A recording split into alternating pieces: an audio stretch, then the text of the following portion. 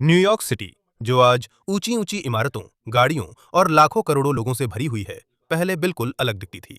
तब यहाँ घने जंगल थे, कई नदियां और नाले थे, दलदल और जानवर भी थे। यहाँ के समुद्र तट भी बहुत सुंदर थे, जिन्हें मछली पकड़ने और यात्रा करने के लिए इस्तेमाल किया जाता था। यहाँ के लेनापी लोग हजारों सालों तक यहाँ रहे, इससे पहले कि यूरोपीय लोग यहाँ आए। लेनापी आदिवासी वे लोग थे जो आज के New York city, new Jersey, Pennsylvania और डेलावेयर के आसपास के क्षेत्रों में रहते थे। उन्होंने अपनी विशाल भूमि को लेनापी हॉकिंग कहा। वे सिर्फ जंगलों में घूमते नहीं थे, उनके गांव, खेत, रास्ते और मछली पकड़ने व शिकार करने की जगहें थीं। वे मक्का, सेम और कद्दू उगाते थे। वे मछली और अन्य जानवर भी पकड़ते थे ताकि उनके परिवारों के लिए खाना हो सके। मैनहट्टन भी उनकी भूमि का हिस्सा था। मैनहट्टन नाम भी लेनापी लोगों की भाषा से आया है। ये जगह तब बदल गई जब यूरोपीय खोजकर्ता आना शुरू हुए।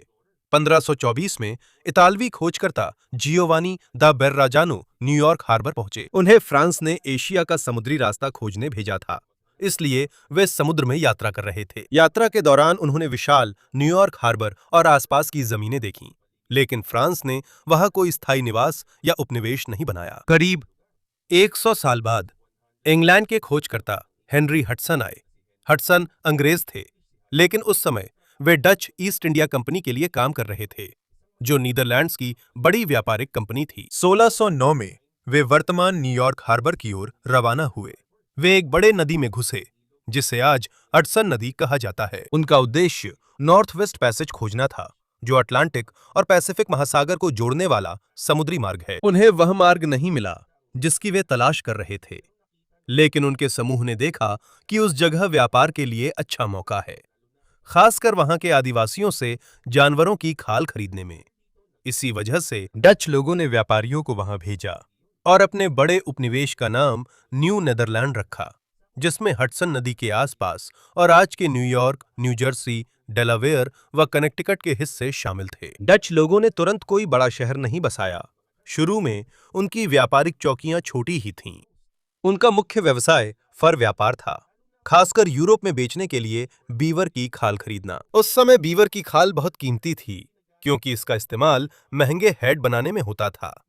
खाल के बदले डच व्यापारी धातु के औजार देते थे, कपड़ा और अन्य सामान लेनापे और अन्य आदिवासी समूहों को देते थे। लेकिन उनके सभी संबंध न तो निष्पक्ष थे और न ही शांतिपूर्ण। लेनापे और यूरोपियनों की जमीन के मालिकाने को लेकर सोच अलग थी। जैसे जैसे विदेशी बसने वाले बढ़े, वैसे वैसे आदिवासी परिवारों की जमीन धीरे धीरे छिनती गई। बीमारियां और हिंसक झड़पें भी हुईं, जिससे उनकी आबादी कम हो गई और बहुतों को अपनी जमीन छोड़ने के लिए मजबूर होना पड़ा। 1624 में डच वेस्ट इंडिया कंपनी ने स्थायी बस्ती बसाने के लिए उपनिवेशवादियों को भेजा। डच वेस्ट इंडिया कंपनी दुनिया के इस हिस्से में नीदरलैंड्स के व्यापार और उपनिवेशों का प्रबंधन करती थी। कुछ उपनिवेशवादी सबसे पहले गवर्नर आइलैंड में बसे। ये छोटा द्वीप मैनहट्टन के दक्षिणी सिरे के पास है। फिर उन्होंने अपनी बस्ती का केंद्र मैनहट्टन में इसलिए स्थानांतरित किया क्योंकि वो जगह छोटी होते हुए भी बंदरगाह और हडसन नदी की सुरक्षा के लिए उपयुक्त थी। उन्होंने मैनहट्टन के दक्षिणी छोर पर फोर्ट एम्स्टर्डम बनाया। किला एक छोटा सा सैन्य अड्डा था, जिसे बंदरगाह, जहाजों और उपनिवेश के महत्वपूर्ण उत्पादों की रक्षा के लिए बनाया गया था। किले के चारों ओर उन्होंने घर, गोदाम, दुकानें और अन्य इमारतें बनाई थीं। नए बस्ती का नाम न्यू एम्स्टर्डम रखा गया। ये छोटी डच बस्ती थी, जो बाद में न्यूयॉर्क सिटी बनेगी। इसके बावजूद 1626 में डच वेस्ट इंडिया कंपनी ने न्यू एम्स्टर्डम में अफ्रीकी गुलामों को भी लाया।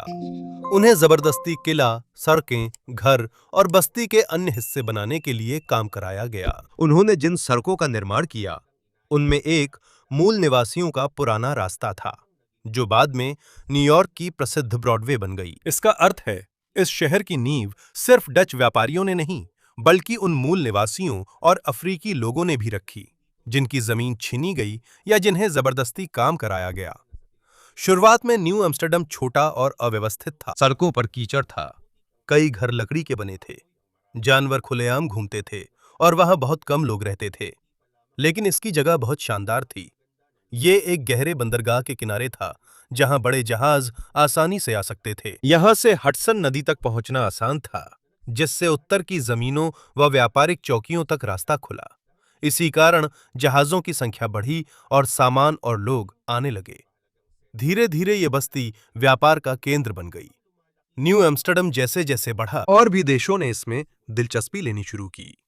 जल्द ही अंग्रेजी युद्धपोत आकर डचों से उपनिवेश छीन लेंगे और शहर का नाम भी बदल जाएगा। न्यू एम्स्टर्डम से यह पूरी दुनिया में न्यूयॉर्क के नाम से जाना जाएगा। और यही हुआ। सन 1626 में डच अधिकारी पीटर मिनविट ने मैनहट्टन के इस्तेमाल को लेकर एक स्थानीय जनजाति के समूह से समझौता किया। डच लोगों ने उस समय की उनकी मुद्रा 60 गिल्डर के बराबर सामान दिए। इसे अक्सर मैनहट्टन की सीधी खरीद के रूप में बताया जाता है, लेकिन डच और स्थानीय लोगों की जमीन के मालिकाने को लेकर सोच अलग थी। यूरोपियनों के लिए वे जमीन को हमेशा के लिए अपना मान सकते थे, लेकिन पता नहीं स्थानीय लोगों की भी यही सोच थी या नहीं। न्यू एम्स्टर्डम बढ़ने के साथ वहां घरों की संख्या भी बढ़ी। दुकानें, गोदाम और बंदरगाह पर आने वाली जहाज। कॉलोनी के आखिरी डच नेताओं में से एक थे पीटर स्टाuyवेसेंट। वे 1647 में डायरेक्टर जनरल बने। स्टाuyवेसेंट कानूनों को लागू करने में बहुत सख्त थे। उन्होंने शराब बिक्री सीमित की और कुछ धार्मिक समूहों जैसे यहूदी को रोकने का प्रयास किया। लूथरन और क्वेकरों की स्वतंत्र पूजा का उन्होंने विरोध किया। कई निवासियों को उनका शासन पसंद नहीं था। डच वेस्ट इंडिया कंपनी ने भी उन्हें नर्म होने को मजबूर किया। इस दौरान नीदरलैंड और इंग्लैंड के बीच संघर्ष बढ़ रहा था। दोनों देश दुनिया के अलग अलग हिस्सों में व्यापार और जहाजों के रास्तों को नियंत्रित करना चाहते थे। हमले के खतरे के कारण न्यू एम्स्टर्डम ने 1653 में बस्ती के उत्तरी हिस्से में एक लकड़ी की दीवार बनवाई। यहीं से वॉल स्ट्रीट नाम आया। लेकिन दीवार अंग्रेजों को नहीं रोक पाई। 1664 में इंग्लैंड ने न्यू एम्स्टर्डम में युद्धपोत भेजे। पीटर स्टाuyवेसेंट के पास कम सैनिक थे और कई निवासी नहीं लड़ना चाहते थे, इसलिए उन्होंने बिना बड़ी लड़ाई के बस्ती सौंप दी। अंग्रेजों ने न्यू एम्स्टर्डम का नाम बदलकर न्यूयॉर्क रखा, जो इंग्लैंड के राजा के भाई जेम्स ड्यूक ऑफ यॉर्क के नाम पर था, जो बाद में किंग जेम्स द्वितीय बने। फोर्ट एम्स्टर्डम का नाम भी बदलकर फोर्ट जेम्स कर दिया गया। 1672 में नीदरलैंड्स ने अस्थायी रूप से इस शहर को वापस ले लिया और इसका नाम न्यू ऑरेंज रख दिया। लेकिन एक साल बाद इसे एक शांति समझौते के तहत इंग्लैंड को लौटा दिया गया। तब से न्यूयॉर्क नाम ही बना रहा। भले ही शासक बदल गए, डच कॉलोनी के कई निशान अब भी मौजूद हैं। कुछ कानून, व्यापार और जीवन शैली को जारी रखा गया। कई डच परिवार भी शहर में बने रहे। अंग्रेजों ने भी गुलामी को जारी रखा और उसका विस्तार किया। कई अफ्रीकी गुलामों को जबरन काम कराया गया, जैसे कि निर्माण श्रमिक, नाविक, कारीगर, घरेलू नौकर और बंदरगाह मजदूर। 1740 के दशक तक अनुमानित रूप से न्यूयॉर्क के लगभग हर 5 में से एक निवासी गुलाम था। इससे पता चलता है कि शहर की वृद्धि का एक बड़ा हिस्सा अफ्रीकियों की जबरन मजदूरी पर निर्भर था। उनके खिलाफ कानून भी बहुत सख्त थे, खासकर अंग्रेजी शासन के तहत। फिर भी जैसे जैसे बंदरगाह बढ़ा और यूरोप से आने वाले प्रवासियों की संख्या बढ़ी, न्यूयॉर्क और भी अमीर और महत्वपूर्ण बन गया। लेकिन 18वीं सदी आते आते ब्रिटेन और उसके उत्तरी अमेरिका के उपनिवेशों के बीच झगड़ा बढ़ने लगा। ब्रिटिश सरकार ने अपने युद्ध खर्चों को चुकाने के लिए नए कर लगाए। इनमें से एक था 1765 का स्टैंप एक्ट। इस कानून के तहत कानूनी दस्तावेज, अखबार और अन्य कागज जैसे मुद्रित सामग्री पर कर देना अनिवार्य था। कई उपनिवेशवादियों ने विरोध किया, क्योंकि ब्रिटिश संसद में उनका कोई प्रतिनिधि नहीं था। इसी कारण प्रतिनिधित्व के बिना कर नहीं का नारा प्रसिद्ध हुआ और न्यूयॉर्क में सन्स ऑफ लिबर्टी सक्रिय हो गए। यह उपनिवेशवादियों का समूह था जो ब्रिटेन के कर और नियंत्रण का विरोधी था। उन्होंने विरोध, बहिष्कार और उन लोगों के खिलाफ धमकी दी जो स्टैंप एक्ट को लागू कर रहे थे। अक्टूबर 1765 में 9 ब्रिटिश उपनिवेशों के प्रतिनिधि न्यूयॉर्क में इकट्ठा हुए।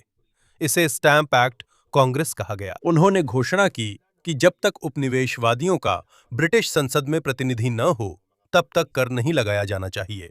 तब वे पूरी स्वतंत्रता नहीं मांग रहे थे। लेकिन यह बैठक अलग अलग उपनिवेशवादियों को एक समूह के रूप में ब्रिटेन के खिलाफ कार्य करना सीखने में मददगार साबित हुई। संघर्ष बढ़ने पर न्यूयॉर्क के लोग 2 हिस्सों में बंट गए। कुछ पैट्रियट्स ब्रिटेन से अलग होना चाहते थे, जबकि लॉयलिस्ट्स ब्रिटिश राजा के समर्थक थे। 1775 में अमेरिकी क्रांतिकारी युद्ध शुरू हुआ, जिसमें विद्रोही उपनिवेशों की कॉन्टिनेंटल आर्मी का नेतृत्व जनरल जॉर्ज वॉशिंगटन ने किया। वॉशिंगटन जानते थे कि न्यूयॉर्क अहम है, क्योंकि वहां गहरा बंदरगाह, मुख्य पोर्ट और हडसन नदी तक पहुंच का नियंत्रण है। अगर ब्रिटेन ने इसे कब्जा किया, वे शहर का इस्तेमाल सैन्य अड्डे के रूप में कर सकते थे और उत्तर और दक्षिण के उपनिवेशों के बीच संपर्क काट सकते थे। इसलिए अमेरिकियों ने मैनहट्टन, ब्रुकलिन और आसपास के द्वीपों में रक्षा की तैयारी की। लेकिन अगस्त 1776 में एक बहुत बड़ी ब्रिटिश सेना आ पहुंची। दोनों पक्षों की लॉन्ग आइलैंड, ब्रुकलिन की लड़ाई में भिड़ंत हुई। ब्रिटिश सेना संख्या, अनुभव और संगठन में बेहतर थी। उन्होंने अमेरिकियों की रक्षा भेद कर उन पर बाजू से हमला किया। जॉर्ज वॉशिंगटन की सेना को भारी हार मिली, लेकिन उसकी सेना पूरी तरह से पकड़ी नहीं गई। रात में उसने चुपचाप अपनी हजारों सैनिकों को ब्रुकलिन से मैनहट्टन नावों के जरिए पार करवा दिया, जिससे उसने अपनी सेना का बड़ा हिस्सा बचा लिया। हालांकि अब कॉन्टिनेंटल आर्मी पूरे न्यूयॉर्क सिटी की रक्षा नहीं कर सकती थी। वे धीरे धीरे पीछे हट गए, जबकि शहर का नियंत्रण ब्रिटेन के पास चला गया। इसके बाद ब्रिटिश ने न्यूयॉर्क को लगभग पूरे अमेरिकी क्रांति के दौरान उत्तरी अमेरिका में अपना मुख्य सैन्य मुख्यालय बना लिया। इसके बावजूद जॉर्ज वॉशिंगटन की सेना की हार के बाद भी न्यूयॉर्क सिटी पर ब्रिटेन का नियंत्रण अमेरिकी क्रांति के अंत तक बना रहा। ब्रिटिश ने शहर को अपना मुख्य सैन्य अड्डा बनाया। यहीं से विभिन्न स्थानों पर सैनिक, जहाज और आपूर्ति भेजी। 1783 में युद्ध का अंत पेरिस संधि से हुआ, जिसमें ब्रिटेन ने अमेरिका की स्वतंत्रता स्वीकार की। उसी साल 25 नवंबर को ब्रिटिश सेना ने न्यूयॉर्क सिटी को पूरी तरह छोड़ दिया। युद्ध के बाद यह शहर नए देश का एक महत्वपूर्ण केंद्र बन गया। 1785 में इसे संयुक्त राज्य अमेरिका की राजधानी बनाया गया। यहीं पर नए राष्ट्रीय सरकार के पहले नेता एकत्र हुए। 30 अप्रैल 1789 को जॉर्ज वॉशिंगटन ने वॉल स्ट्रीट के फेडरल हॉल में अमेरिका के पहले राष्ट्रपति के रूप में शपथ ली। यहीं पहली कांग्रेस ने बैठक कर बिल ऑफ राइट्स तैयार किया, जो संविधान के पहले 10 संशोधन हैं। इसके बाद अभिव्यक्ति और धर्म की स्वतंत्रता जोड़ी गई। न्यूयॉर्क ज्यादा समय तक राजधानी नहीं रहा। 1790 में राष्ट्रीय सरकार फिलाडेल्फिया स्थानांतरित हुई थी, लेकिन राजधानी न रहने के बावजूद शहर व्यापार और वित्त में लगातार मजबूत होता गया। 1784 में बैंक ऑफ न्यूयॉर्क की स्थापना अलेक्जेंडर हैमिल्टन की मदद से की गई थी। संयुक्त राज्य अमेरिका के संस्थापक पिताओं में से एक थे। 1792 में कुछ स्टॉक ट्रेडरों के समझौते से न्यूयॉर्क स्टॉक एक्सचेंज की शुरुआत हुई। इसी वजह से वॉल स्ट्रीट धीरे धीरे बैंकिंग और निवेश का केंद्र बन गया। न्यूयॉर्क और भी ज्यादा अमीर हो गया जब 1825 में एरी नहर पूरी हुई। एरी नहर एक लंबा जलमार्ग है जो हडसन नदी और ग्रेट लेक्स को जोड़ता है, जिससे अंदरूनी इलाकों से उत्पाद न्यूयॉर्क सिटी ले जाना आसान हुआ। शहर के बंदरगाह से ये सामान यूरोप व अन्य जगहों भेजे जा सकते थे। उत्पादों के परिवहन की लागत कम हो गई और पोर्ट का उपयोग करने वाले जहाजों की संख्या बढ़ गई। इसी वजह से न्यूयॉर्क ने बोस्टन और फिलाडेल्फिया को पीछे छोड़ते हुए संयुक्त राज्य अमेरिका का सबसे महत्वपूर्ण व्यापारिक बंदरगाह बन गया। व्यापार के बढ़ने के साथ साथ जनसंख्या भी तेजी से बढ़ने लगी। 1800 में शहर की आबादी लगभग 60,000 थी। 19वीं सदी के मध्य तक उनकी संख्या आधे मिलियन से भी ज्यादा हो गई थी। यूरोप से बहुत सारे प्रवासी भूख, गरीबी, राजनीतिक उथल-पुथल और धार्मिक उत्पीड़न से बचने के लिए यहां आए। इनमें से कई आयरिश थे जो आयरलैंड में भयंकर अकाल से बचने के लिए भागे थे। बहुत सारे जर्मन और अन्य यूरोपीय भी नौकरी और नई जिंदगी की तलाश में आए। 1827 में न्यूयॉर्क राज्य में कानूनी रूप से गुलामी को भी पूरी तरह से समाप्त कर दिया गया, लेकिन इसका मतलब ये नहीं था कि भेदभाव तुरंत खत्म हो गया। अश्वेत न्यूयॉर्कर लगातार नस्लवाद का सामना करते रहे। सीमित नौकरियां और असमान अधिकार। लोगों की तेजी से बढ़ती संख्या के कारण मैनहट्टन के गरीब इलाकों में टेनमेंट्स भर गए। टेनिमेंट एक ऐसी इमारत होती है जिसे कई छोटे छोटे घरों में बांटा जाता है ताकि कई परिवार उसमें रह सकें। किराया कम था, लेकिन जगह तंग, अंधेरी थी और पानी, हवा, शौचालय की सुविधा अक्सर नहीं मिलती थी। क्योंकि लोग एक दूसरे के बहुत करीब रहते थे, बीमारियां तेजी से फैलती थीं। 1832 में हजारों निवासी हैजा से मर गए। ये एक गंभीर बीमारी है जो आमतौर पर गंदे पानी से फैलती है। शहर को बड़ी बड़ी आग की घटनाओं का भी सामना करना पड़ा। 12 दिसंबर 1835 को आग लोअर मैनहट्टन के व्यापारिक जिले में शुरू हुई। क्योंकि मौसम बहुत ठंडा था, पानी होज में जम गया और फायर फाइटर्स को काफी मुश्किल हुई। लगभग 700 इमारतें नष्ट हो गईं। लेकिन उस जगह को जल्दी ही फिर से बनाया गया, इस बार और भी बड़ी और आधुनिक इमारतों के साथ। बढ़ते हुए शहर की समस्या सिर्फ बीमारी और आग ही नहीं थी। 5 पॉइंट्स जैसे गरीब इलाकों में गरीबी, भीड़-भाड़, अपराध और गैंग की लड़ाइयां आम थीं। लेकिन वहां रहने वाले सभी लोग अपराधी नहीं थे। बहुत से लोग साधारण प्रवासी और मजदूर थे, जो कम वेतन और कठिन हालात में जीवन यापन करने की कोशिश कर रहे थे। 1861 में अमेरिकी गृह युद्ध शुरू हुआ। ये उत्तर के यूनियन और दक्षिण के कॉन्फेडरेसी के बीच था। यूनियन में न्यूयॉर्क स्टेट भी शामिल था, लेकिन न्यूयॉर्क सिटी के कई व्यवसाय दक्षिणी राज्यों से आने वाली कपास पर निर्भर थे। इसलिए वहां के निवासियों की युद्ध को लेकर राय बटी हुई थी। सैन्य भर्ती लागू होते ही गुस्सा और बढ़ गया। एक अमीर आदमी सैन्य भर्ती से बच सकता था अगर वह $300 चुका दे या अपनी जगह किसी और आदमी को भेज दे। गरीब मजदूरों के लिए यह न्यायसंगत नहीं था। जुलाई 1863 में न्यूयॉर्क सिटी ड्राफ्ट दंगे सैन्य भर्ती के विरोध में शुरू हुए, लेकिन जल्दी ही हिंसक हो गए। इमारतों को जलाया और लूटा गया और कुछ दंगाइयों ने अश्वेत निवासियों पर हमला किया। यह उपद्रव 4 दिन तक चला और कई लोगों की मौत हो गई। गृह युद्ध के बाद न्यूयॉर्क में तेज बदलाव जारी रहा। सेंट्रल पार्क को 1858 में जनता के लिए खोला गया। इसे एक बड़ा स्थान बनाया गया, जिसमें पेड़, घास के मैदान, झीलें और रास्ते थे, जहां लोग आराम कर सकते थे। यह शहर की भीड़-भाड़ और शोर से दूर निवासियों के लिए था। न्यूयॉर्क कला और मनोरंजन का केंद्र भी बनता गया। ब्रॉडवे पर थिएटरों की संख्या बढ़ गई। कार्नेगी हॉल को 1891 में खोला गया और ये कॉन्सर्ट के लिए मशहूर जगह बन गई। American museum of natural history की स्थापना 1869 में हुई। मेट्रोपॉलिटन म्यूजियम ऑफ आर्ट 1870 में और न्यूयॉर्क पब्लिक लाइब्रेरी 1895 में बनी। इस दौरान अखबारों की संख्या भी बढ़ी। अखबारों के साथ साथ प्रकाशकों की संख्या भी बढ़ी। इससे न्यूयॉर्क संयुक्त राज्य अमेरिका के सबसे महत्वपूर्ण मीडिया केंद्रों में से एक बन गया। शहर को दूर इलाकों से जुड़ाव के लिए बेहतर साधन भी चाहिए थे। 1883 में ब्रुकलिन ब्रिज खोला गया। इसने मैनहट्टन और ब्रुकलिन को ईस्ट रिवर के ऊपर जोड़ दिया। उस समय यह दुनिया के सबसे बड़े और सबसे प्रशंसनीय सस्पेंशन ब्रिजों में से एक था। 1886 में न्यूयॉर्क हार्बर में स्टैच्यू ऑफ लिबर्टी बनाई गई थी। ये फ्रांस की ओर से अमेरिका के लिए एक उपहार थी और स्वतंत्रता का प्रतीक बनी। कई प्रवासियों के लिए जो जहाज से आते थे, ये उन पहली चीजों में से एक थी जिसे वे शहर में प्रवेश करने से पहले देखते थे।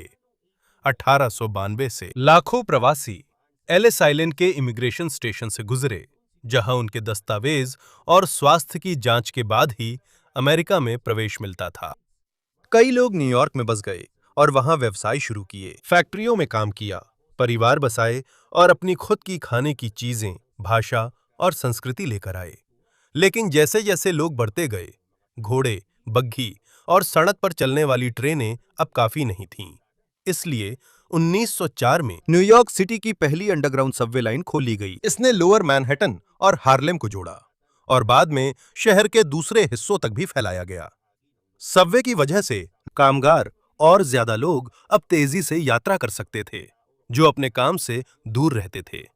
सिर्फ 100 साल से थोड़े ज्यादा समय में न्यूयॉर्क एक छोटे से बंदरगाह शहर से बदलकर एक बहुत बड़ा व्यापार, इमिग्रेशन का केंद्र बन गया, संस्कृति और परिवहन का। लेकिन इसका बदलाव अभी खत्म नहीं हुआ था।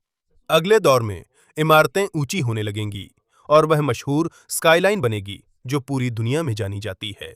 जब 20वीं सदी आई, न्यूयॉर्क का रूप तेजी से बदलने लगा। विलियम्सबर्ग ब्रिज खोला गया, ब्रिज 1903 में, और मैनहट्टन ब्रिज 1909 में। इन पुलों ने मैनहट्टन और ब्रुकलिन के बीच यात्रा को और आसान बना दिया। इसी दौरान व्यापारी और वास्तुकार ऊंची इमारतें बनाने की होड़ में लग गए। शुरुआती मशहूर इमारतों में से एक वुलवर्थ बिल्डिंग थी, जो 1913 में पूरी हुई थी। इसके बाद 1930 में क्राइसलर बिल्डिंग और 1931 में एम्पायर स्टेट बिल्डिंग बनी। सिर्फ एक साल से थोड़ा ज्यादा समय में एम्पायर स्टेट बिल्डिंग का निर्माण हो गया। जब यह पूरी हुई, तब यह दुनिया की सबसे ऊंची इमारत थी। इसने न्यूयॉर्क की ताकत, संपन्नता और आत्मविश्वास को दिखाया।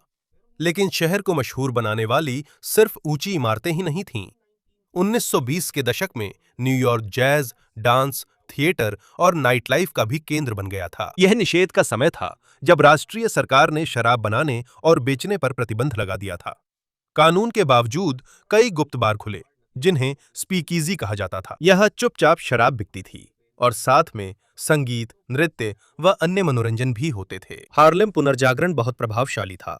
इसी समय हार्लेम में कई अश्वेत संगीतकार, लेखक प्रसिद्ध हुए, कलाकार और बुद्धिजीवी। उन्होंने जैज, साहित्य और संयुक्त राज्य अमेरिका की संस्कृति में बड़ा योगदान दिया। लेकिन ये खुशहाल समय 1929 में अचानक खत्म हो गया। वॉल स्ट्रीट में स्टॉक मार्केट गिरने के बाद महामंदी आया, जिसने पूरे अमेरिका को प्रभावित किया। कई बैंक और व्यवसाय बंद हो गए। बहुत सारे निवासियों ने अपनी नौकरी खो दी और कई लोग अपने रहने की जगह का खर्च नहीं चुका सके। कुछ परिवारों ने खाली जमीन और पार्कों में अस्थायी घर बना लिए। इन जगहों को हूवरविल कहा गया। नाम राष्ट्रपति हर्बर्ट हूवर के नाम पर पड़ा, जिन्हें संकट के धीमे समाधान के लिए दोषी ठहराया गया। मेयर फियोरेलो लागार्डिया और राष्ट्रपति फ्रैंकलिन रूजवेल्ट की राष्ट्रीय सरकार के तहत बड़े पैमाने पर परियोजनाएं शुरू की गईं, ताकि लोगों को काम मिल सकें। स्कूल, पुल, सड़कें, हवाई अड्डे, पार्क, स्विमिंग पूल और सार्वजनिक आवास बनाए और सुधारे गए। इन परियोजनाओं ने शहर के पुनर्निर्माण में मदद की। जब 1939 में द्वितीय विश्व युद्ध शुरू हुआ, न्यूयॉर्क के कारखाने और बंदरगाह बेहद अहम हो गए। मजदूरों ने मित्र देशों की सेनाओं के लिए जहाज, हथियार, कपड़े आदि बनाए। 1941 में अमेरिका युद्ध में शामिल हुआ। कई सैनिक न्यूयॉर्क के बंदरगाहों से यूरोप रवाना हुए। शहर ने संभावित हमले के लिए तैयारी की और हजारों निवासियों ने आपातकालीन व नागरिक सुरक्षा के लिए प्रशिक्षण लिया। युद्ध के बाद यूरोप और एशिया के कई बड़े शहर तबाह हो गए थे, लेकिन न्यूयॉर्क की इमारतें और व्यापार युद्ध से प्रभावित नहीं हुए। इसी वजह से ये वित्त, मीडिया, कला और अंतर्राष्ट्रीय व्यापार का केंद्र और भी मजबूत बन गया। यहीं पर संयुक्त राष्ट्र का स्थायी मुख्यालय भी स्थापित किया गया। संयुक्त राष्ट्र एक अंतर्राष्ट्रीय संगठन है, जिसे द्वितीय विश्व युद्ध के बाद देशों को बातचीत में मदद करने के लिए बनाया गया था, एक दूसरे की मदद और बड़े युद्ध को रोकने के लिए। उनका मुख्यालय मैनहट्टन में 1952 में पूरा हुआ और पूरी तरह से इस्तेमाल होने लगा। इसकी वजह से न्यूयॉर्क अंतर्राष्ट्रीय कूटनीति का एक महत्वपूर्ण केंद्र भी बन गया। लेकिन 1970 के दशक में शहर को फिर से गंभीर समस्याओं का सामना करना पड़ा। कई फैक्ट्रियां बंद हो गईं या कहीं और चली गईं, नौकरियां कम हो गईं और बहुत से निवासी उपनगरों की ओर चले गए। इसी के साथ अपराध बढ़ गया और कई इमारतों और मोहल्लों की हालत खराब हो गई। शहर सरकार का कर्ज भी बहुत बढ़ गया। 1975 में न्यूयॉर्क सिटी के पास लगभग पैसे खत्म हो गए थे, जिससे कुछ सेवाएं काटनी पड़ीं और राज्य व राष्ट्रीय सरकार से मदद मांगी गई। संकट के बावजूद स्काईलाइन बदलती रही। ओरिजिनल वर्ल्ड ट्रेड सेंटर के ट्विन टावर्स 1970 के दशक की शुरुआत में पूरे हुए और 1973 में कॉम्प्लेक्स आधिकारिक रूप से खुला। दोनों टावर न्यूयॉर्क में व्यवसाय और अंतर्राष्ट्रीय व्यापार का प्रतीक बन गए। आने वाले दशकों में अर्थव्यवस्था धीरे धीरे बेहतर हुई और अपराध कम हुआ। कई पुराने मोहल्लों का फिर से नवीनीकरण किया गया और व्यापार तथा पर्यटकों की संख्या बढ़ी। लेकिन 11 सितंबर 2001 को आतंकवादियों ने संयुक्त राज्य अमेरिका पर हमला किया। 2 अपहृत हवाई जहाज ट्विन टावर से टकरा गए। इमारतें गिर गईं और न्यूयॉर्क, वॉशिंगटन और पेंसिल्वेनिया में हजारों लोग मारे गए। शहर पर हुए हमले ने गहरा घाव छोड़ा, लेकिन वर्ल्ड ट्रेड सेंटर क्षेत्र को फिर से बनाया गया। आज उस जगह पर पीड़ितों के लिए स्मारक और वन वर्ल्ड ट्रेड सेंटर खड़ा है, जो लोअर मैनहट्टन के पुनर्निर्माण का हिस्सा बना। आज जो न्यूयॉर्क हम देखते हैं, वह एक ही दौर में नहीं बना। ये पहले लेनापे लोगों की भूमि थी। बाद में एक छोटी डच व्यापारिक बस्ती बन गई। इसके बाद यह एक ब्रिटिश कॉलोनी बन गया। ये प्रवासियों का बंदरगाह, क्रांति, व्यापार, संस्कृति और अंतर्राष्ट्रीय मामलों का केंद्र बना। ये व्यापार और आप्रवासन के कारण बढ़ा। निर्माण और लाखों लोगों की मेहनत से ये बढ़ा, पर इसके इतिहास में जमीन छीनना और गुलामी भी है। गरीबी, बीमारी, आग, युद्ध, आर्थिक संकट और आतंकवाद जैसी कई कठिनाइयों का न्यूयॉर्क को सामना करना पड़ा है। लेकिन हर बड़े संकट के बाद उसने खुद को बदलकर फिर से उठ खड़ा होना सीखा है। और यही वजह है कि न्यू मैनहट्टन के छोर पर बसी छोटी सी बस्ती आज दुनिया के सबसे मशहूर और सबसे महत्वपूर्ण शहरों में से एक बन गई है।